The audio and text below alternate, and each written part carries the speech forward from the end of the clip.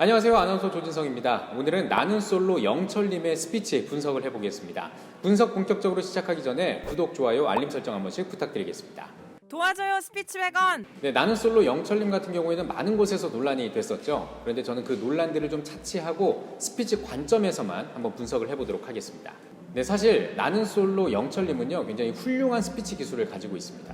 특히 어떤 점이 훌륭하냐면요, 자신감 있는 발성입니다. 영철 씨는요 어떤 말을 하더라도 항상 자신감 있게 이야기를 합니다. 이게 스피치 관점에서 보면 굉장히 큰 장점이거든요. 메라비안의 법칙이라는 말이 있습니다. 사람의 첫인상을 결정할 때 그 사람의 목소리나 자세가 굉장히 많은 부분을 차지한다, 뭐 이런 뜻의 이론입니다. 영철 씨의 목소리는 일단 기본적으로 크고 우렁찹니다. 또 자세도 굉장히 자신감이 있고 거리낌이 없죠.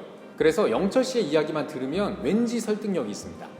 자신감 있는 톤과 말투와 표정과 자세로 이야기를 하니까 그게 진짜라고 믿게 되는 거죠. 이처럼 자신감 있는 톤과 자세, 이런 말투는 굉장히 큰, 이 스피치에서는 굉장히 큰 장점입니다. 네, 그래서 영철님 같은 경우에는 안티팬도 많은데 팬들도 의외로 많습니다. 아기 영철단이라는 이름의 이 팬들이 계신데요. 많은 분들이 영철 씨의 이야기에 반감을 갖지만 또 반대로 이 영철 씨의 이야기에 청량감을 느끼는 부류가 분명히 존재한다는 거죠. 저는 트럼프 전 미국 대통령과 비슷한 것 같습니다. 트럼프 대통령은 전혀 대통령스럽지 않은 그런 스피치를 하지만 자신감만큼은 그 누구에게도 비춰지지가 않죠. 모두가 그런 트럼프를 비웃었지만 결국 트럼프는 세계 최강대국인 미국의 대통령이 됐습니다. 트럼프의 스피치에 청량감을 느낀 러스트벨트 노동자들이 열렬한 지지를 보냈기 때문인데요. 이처럼 자신감 있는 스피치는요 굉장한 힘이 있습니다. 네, 영철님의 스피치 장점 두 번째는요, 주도권을 가지고 이야기를 한다는 겁니다. 주도권을 가집니다. 모임의 분위기를 압도합니다. 제가 예전에 이런 영상을 올려드렸었거든요. 내 개그가 재미없는 이유라는 그 영상을 올려드리면서 그 안에서 제가 뭐라고 말씀드렸냐면요, 내 개그가 먹히려면 주도권을 잡아야 한다, 분위기를 장악해야 한다 라고 말씀을 드렸었거든요. 그걸 영철님이 잘합니다. 일단 분위기를 장악하고 이야기를 하기 때문에 내 이야기에 힘이 있는 편이죠. 그런데요, 그 방법이 조금 아쉽습니다. 이제 자연스럽게 영철 씨의 스피치 단점에 대해서 말씀을 드리겠는데요. 영철 씨의 가장 큰 장점 중에 하나가 주도권을 잡고 이야기를 하는 건데, 이 방법이 선을 넘는 방법이기 때문에 참 아쉽습니다. 영철 씨는 분위기를 주도하기 위해, 장악하기 위해 일부러 선을 넘는 그런 장면들을 많이 보여주고 있습니다.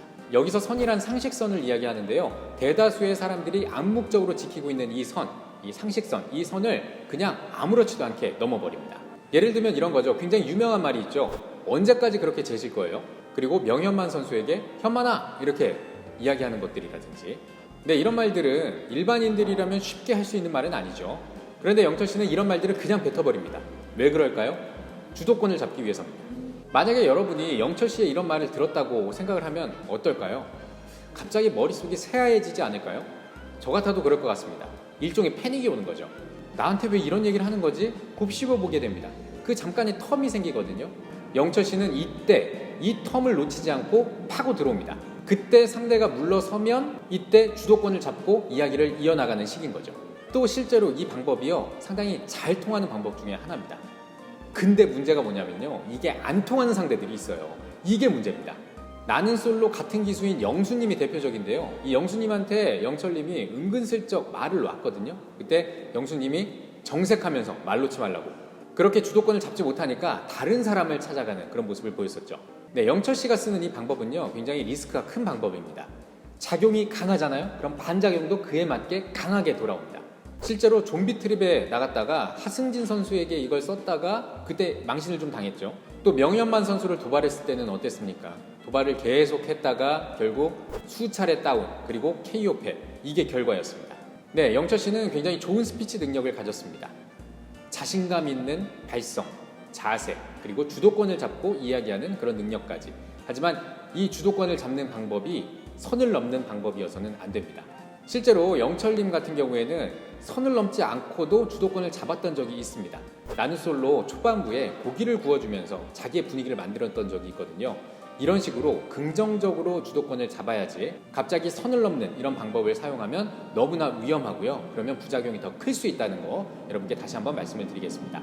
자, 오늘은 나는솔로 영철님의 스피치 분석을 해봤는데요. 여러분 어떻게 생각하시는지 궁금합니다. 댓글로 달아주시기 바라고요. 구독, 좋아요, 알림 설정 한 번씩 부탁드리겠습니다. 저는 다음 시간에 더 재미있는, 더 알찬 내용으로 돌아오겠습니다. 고맙습니다.